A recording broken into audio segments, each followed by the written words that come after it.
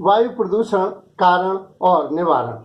वायु प्रदूषण वर्तमान विश्व की एक भयावह समस्या है। आज वायुमंडल पे जितने प्रदूषक तत्व छोड़े जा रहे हैं उतने विगत कभी किसी शताब्दी में नहीं छोड़े गए। हमसे पहले भी मनुष्य रहे हैं इस पृथ्वी पर, लेकिन इतने विषाक्त और प्रदूषक तत्व कभी भी नहीं छोड़े गए। आज इतने छोड़ दिए गए हैं कि पूरा पारिस्थितिक तंत्र उससे प्रभावित हो गया है। साथ ही ये प्रदूषण का दायरा और सांद्रता बढ़ती चली जा रही है। अगर उदाहरण में हम देखें कि CFC का एक अणु ओजोन के 1 लाख अणुओं को नष्ट कर देता है। यदि ओजोन परत में 1% की कमी आती है तो पृथ्वी पर 2% कैंसर बढ़ जाते हैं। इस तरह से हम देखते हैं कि जीवन की विषाक्तता इतनी बढ़ गई है कि महानगर के अभी रिसेंट में पब्लिक प्रकाशित हुआ जिसमें स्पष्ट लिखा हुआ है कि महानगरीय जीवन की औसत उम्र जो 6 वर्ष थी उससे बढ़कर आज 10 वर्ष घट गई है। जो सामान्य मनुष्य मध्य क्लास और निम्न क्लास के लोग रह रहे हैं उनकी जीवन की अवधि ही निरंतर घटती चली जा रही है। और दूसरा इसलिए भी ये प्रॉब्लम भयावह है कि यदि यह विकल्प विहीन है, यदि हम भूखे हैं प्यासे हैं तो हम घर जाकर भी यह ग्रहण कर सकते हैं, लेकिन इस वायु प्रदूषण को हम जहाँ हैं हम वहीं लेने के लिए बाध्य हैं। इसका तत्काल प्रभाव पड़ता है। देह के 5 महत्वपूर्ण अंग हैं जिनके क्षति से मृत्यु हो सकती है। तो वायु प्रदूषण का सीधा असर हमारे श्वसन तंत्र पर पड़ता है और हमारे तंत्रिका तंत्र और श्वसन संसार इससे क्षतिग्रस्त होता है। इसलिए भी भयावह है कि यह अंतर्राष्ट्रीय सीमाओं को नहीं मानता। अगर एक देश के आणविक विस्फोट के आइसोटोप निकले हुए आइसोटोप्स दूसरे देश वालों को प्रभावित करते हैं। इसका प्रभाव इतना गहरा होता है कि हमें चॉर्नोबिल का या भोपाल की या राउरकेला की घटना अभी भी याद है, जहां भागते भागते लाशों का अंबार लग गया। वायु प्रदूषण के संदर्भ में नीरी की रिपोर्ट है कि भारत के अधिकतर शहर, यहाँ तक कि मध्य जनसंख्या वाले शहर भी इससे 200-250 गुना ज़्यादा पार्ट्स पर मिलियन सस्पेंडेड पार्टिकल हैं। नाइट्रोजन की मात्रा बढ़ गई है, सल्फर डाइऑक्साइड की मात्रा बढ़ गई है। वायु प्रदूषण है क्या? वायु प्रदूषण को पार्किंस हेनरी ने लिखा था कि वायुमंडल में एक निश्चित मात्रा में गैसें पाई जाती हैं, जैसे नाइट्रोजन 18.08, कार्बन ऑक्सीजन 20.94 और कार्बन 0.003% है और शेष में निष्क्रिय गैसें हैं। जब इन गैसों के में आनुपातिक प्रतिशत की भिन्नता हो जाती है तो प्रदूषण प्रारंभ होता है। प्रदूषण से आशय प्रदूषक तत्व इतनी बड़ी मात्रा में मिल जाएं, हानिकारक तत्व इतनी बड़ी मात्रा में मिल जाएं कि जो मानवीय स्वास्थ्य, संपत्ति और कार्यक्षमता को प्रभावित करें, तो ऐसे स्थल को हम प्रदूषित स्थल के नाम से संबोधित करते हैं। ये प्रदूषक बड़ी मात्रा में मिलते हैं। प्रदूषक क्या है? प्रदूषक वायुमंडल में सीधे या वे तत्व कहलाते हैं, वे यौगिक कहलाते हैं जो वायुमंडल में सीधे अथवा अप्रत्यक्ष रूप से मिलकर संपत्ति, स्वास्थ्य को, सौंदर्य को, समृद्धि को, जीवों को, वनस्पतियों को नुकसान पहुंचाते हैं। इन प्रदूषक तत्वों को हम समझ लें। प्रदूषक का उत्पत्ति के आधार पर अगर वर्गीकरण करें तो प्राथमिक प्रदूषण है जो carbon dioxide, sulphur dioxide, carbon monoxide. द्वितीय प्रदूषक वे हैं जो वायुमंडल में सीधे न मिलके वायु के और दूसरे तत्वों से प्रक्रिया करके हानिकारक तत्व बनाते हैं, जैसे सल्फर डाइऑक्साइड वायुमंडल में मिलकर हाइड्रोजन जो स्वतंत्र अवस्था में नहीं मिलती लेकिन वाष्प के रूप में क्रिया करके हाइड्रोजन सल्फाइड अम्ल बनाते हैं। क्लोरीन गैस हाइड्रोक्लोरिक या नमक का अम्ल बनाते हैं। इस तरह से नाइट्रेट गैसें HNO3 या ऐसे अम्ल बनाती हैं जो डोलोमाइट चट्टानों को और वनस्पतियों को, मिट्टी को हमारी कृषि को और हमारे स्वास्थ्य को सीधे प्रभावित करती हैं। यह अपक्षय और अपरदन को बढ़ावा दे देती हैं। उसी तरह से अगर रासायनिक दृष्टिकोण से देखें तो कार्बनिक प्रदूषण होते हैं, जैसे अकौआ, सेमल, दुर्गंधि युक्त गैसें, पौधे, ये परागकण जो सीधे प्रदूषित करते हैं। अकार्बनिक प्रदूषण है नाइट्रोजन, धातु कण आदि। स्वरूप के आधार पर देखें तो जो सस्पेंडेड पार्टिकल हैं, इतने छोटे धूल के कण हैं जो हवा में तैरते रहते हैं, और धूल कण, राख, ज्वालामुखी से निकली धूल, चूना भट्टी से निकली धूल जो सीधे प्रभावित करती है। वाष्पीय रूप में भी पाया जाता है, जो पानी के संघनन के रूप में देखने को मिलता है, जिससे कोहरा, धुंध आदि छा जाती है। और फिर है तीसरा गैसीय अवस्था। गैसीय जिसका कोई आकार और आयतन नहीं होता। ये इनमें है sulphur dioxide, carbon monoxide, carbon dioxide, hydrocarbon, कार्बनिक पदार्थ जो बड़ी मात्रा में वायुमंडल में मिलते हैं। सल्फर डाइऑक्साइड इनमें सबसे ज़्यादा नुकसान करती है। इसका प्रमुख स्रोत है पेट्रोलियम दहन। ये 78% पेट्रोलियम दहन से मिलती है और 18% कोयले से मिलती है। ये तो प्रमुख रूप से इसके उत्पादक तत्व जो पाए जाते हैं वो दहन है, ईंधन का दहन है, अधजला ईंधन है। इसका प्रभाव शैल पर, मृदा पर, जल पर, वनस्पति पर बहुत, क्योंकि जैसे फिनलैंड की एसिड रेन की वजह से 4000 झीलें प्रदूषित हो गई हैं। इस तरह से एसिड रेन के भी इम्पैक्ट पड़ते हैं और उससे अपक्षय, अपरदन बढ़ जाता है।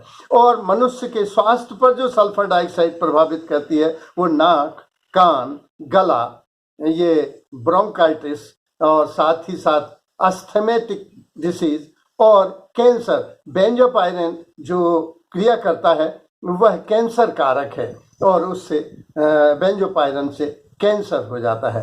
कार्बन मोनोऑक्साइड इतनी हार्मफुल गैस है कि इसका एक अणु ऑक्सीजन के 200 अणुओं से भी ज़्यादा प्रभावी है और ये उन्हें नष्ट कर देता है। ये सीधा शरीर में पहुंचकर हीमोग्लोबिन को ख़त्म कर देता है। इसीलिए चौराहों पर खड़े हुए लोग मैक्सिको के, टोक्यो के, पेकिंग के, दिल्ली के, वो घुटन महसूस करते हैं और इनसे इनका श्वसन तंत्र और हृदय रोग प्रभावित होता है और इससे ये कैंसर ग्रसित तक हो जाते हैं।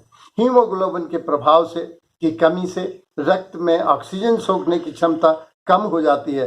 परिणाम स्वरूप तंत्रिका तंत्र इससे प्रभावित होता है और हृदय रोगियों के लिए यह बहुत नुकसानदेह है। कार्बन मोनोऑक्साइड स्वतंत्र अवस्था में नहीं रह पाती। ये वायुमंडल से ऑक्सीजन की कमी कर देती है और ऑक्सीजन की कमी से बेहोशी हो जाती है और कभी कभी मृत्यु भी होने की आशंका बढ़ जाती है। फिर है कार्बन डाइऑक्साइड। किसी भी दहन से आज पृथ्वी पर जितना कार्बन डाइऑक्साइड पैदा हो रही है उससे कार्बन डाइऑक्साइड के अधिभार से पृथ्वी ग्रसित हुई जा रही है।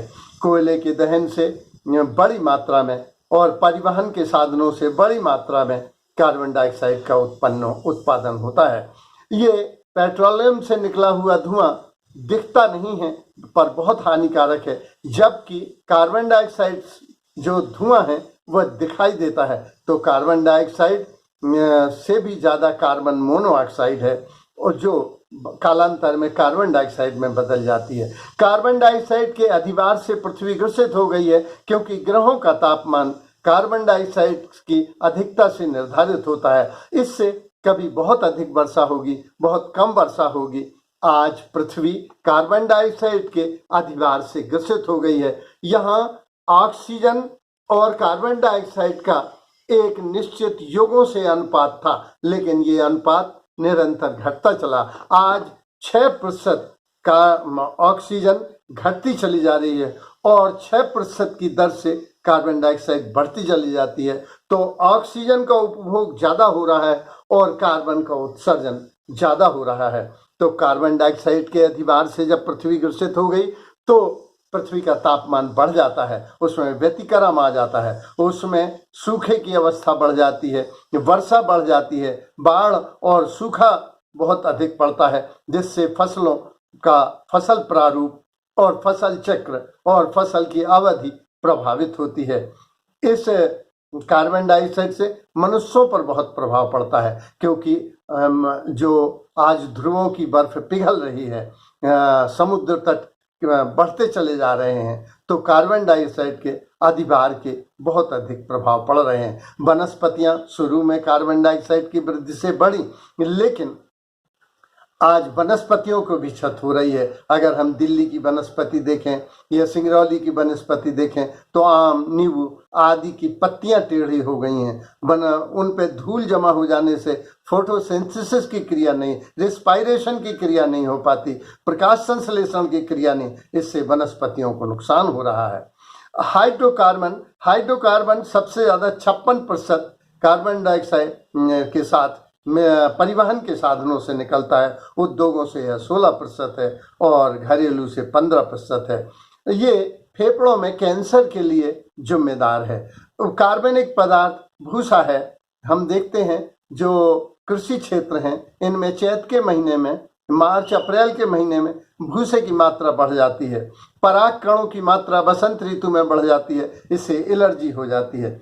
प्रदूषण के कारण क्या हैं? इसमें परिवहन से आज निरंतर परिवहन के साधन महानगरीय जीवन की आवश्यकता बन गए हैं। आज लोन भी मिलने लगे हैं। मध्य क्लास के जो क्रय शक्ति है वो बढ़ गई है, इसलिए महानगरों में आज परिवहन बड़ी मात्रा में बढ़ रहे हैं। दिल्ली, बम्बई, कलकत्ता आज परिवहन के साधनों से, चेन्नई, बेंगलोर परिवहन के साधनों से आज 51% विश्व में जो पॉल्यूशन हो रहा है वो परिवहन के साधनों से हो रहा है। भारतवर्ष के 60% जो वाहन हैं वे प्रदूषण की दृष्टि से उपयुक्त नहीं हैं, रिजेक्टेड हो गए हैं। लेकिन मध्यम क्लास के नगरों में और मेट्रोपोलियन सिटी में भी चोरी चल रहे हैं और वे प्रदूषण की चलती फिरती फैक्ट्रियां हैं। इस तरह से हम देखते हैं उद्योग से 15% प्रदूषण हो रहा है। बहुत से उद्योग ऐसे हैं जैसे कागज, कपड़ा, चमड़ा, शक्कर, सीमेंट, सूती वस्त्र, रासायनिक उर्वरक, कीटनाशी, ये बड़ी मात्रा में प्रदूषण उत्पन्न करते हैं। और प्रदूषण पैदा करने के जो प्रमुख उद्योग हैं वो सीमेंट, शक्कर आदि भी हैं, सूती वस्त्र उद्योग हैं। इस तरह से कीटाणुनाशकों से बड़ी मात्रा में प्रदूषण हो रहा है। तो प्रदूषण का कारण ये उद्योग भी है, प्रदूषण के कारण परिवहन भी है और बढ़ती हुई जनसंख्या भी है।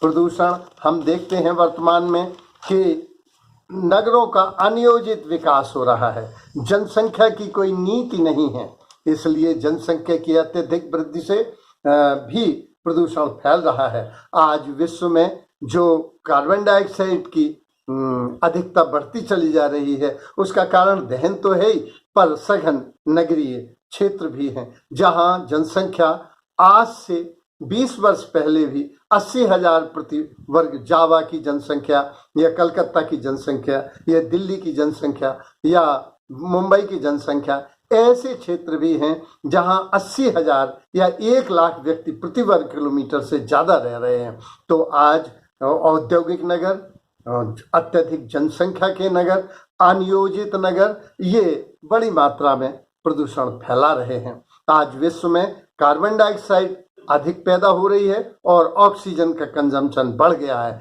6% उत्सर्जन ज़्यादा कार्बन डाइऑक्साइड का और 6% ऑक्सीजन का कंजम्पशन ज़्यादा। आज यूएसए, चाइना, यूरोपीय राष्ट्र बड़ी मात्रा में कोयले का दहन कर रहे हैं। पेट्रोलियम के दहन से 80% से भी ज़्यादा पेट्रोलियम में शीशा मिला दिया जाता है, जिसकी वजह से आज विश्व के 2 अरब लोग इस पॉल्यूशन जो शीशा युक्त पेट्रोल है उससे ग्रसित हैं।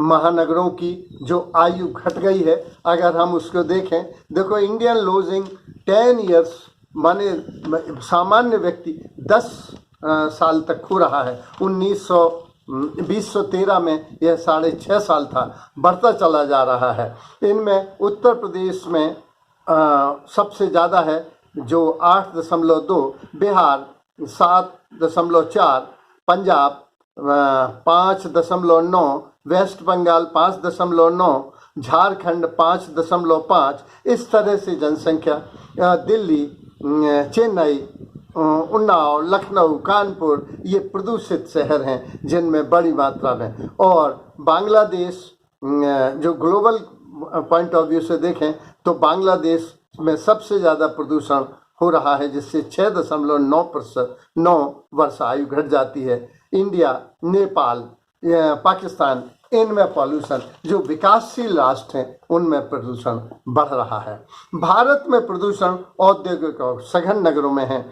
बिहार में हम देखें कि गंगा में 10 करोड़ लोग से गंगा की घाटी में 10 करोड़ से ज़्यादा हैं। कारण वहाँ उपलों का, कंडों का ज़्यादा उपयोग हो रहा है। औद्योगिक विकास हुआ है। औद्योगिक विकास में हम जानते हैं कि अति स्वार्थ की वजह से जो औद्योगिक विकास है उसमें पर्यावरणीय अर्थशास्त्र काम करता है। जो ट्रीटमेंट करके चीज़ें पैदा की जा रही हैं, पॉल्यूशन ना हो, वो महंगी पड़ती हैं, और जो चोरी चोरी पैदा कर देते हैं उनका सस्ता पड़ता है।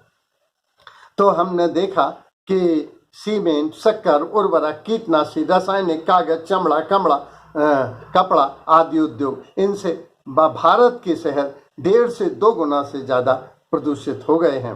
पार्ट्स पर मिलियन सस्पेंडेड पार्टिकल 500 से ज़्यादा भी हैं, जो टॉलरेंस पावर से 3 गुना अधिक हैं। औद्योगिक दृष्टिकोण से अगर हम देखें तो दिल्ली, कानपुर, कोटा, सतना, भिलाई औद्योगिक नगर इससे प्रदूषित हैं। सिंदरी, अहमदाबाद, गोरखपुर ये उर्वरक कारखानों की वजह से प्रदूषित हैं। जो धूल कणों से प्रभावित हैं वे बम्बई, कलकत्ता, दिल्ली, ये 5 गुना धूल इनमें ज़्यादा पाई गई है। परिवहन की दृष्टि से जो ज़्यादा प्रदूषित हैं बम्बई, कोलकाता, भोपाल परिवहन के साधनों से प्रदूषित हैं। और अब अगर हम देखें मध्य प्रदेश को, तो मध्य प्रदेश में हम ये पाते हैं, मध्य प्रदेश एक ऐसा विचित्र राज्य है कि यह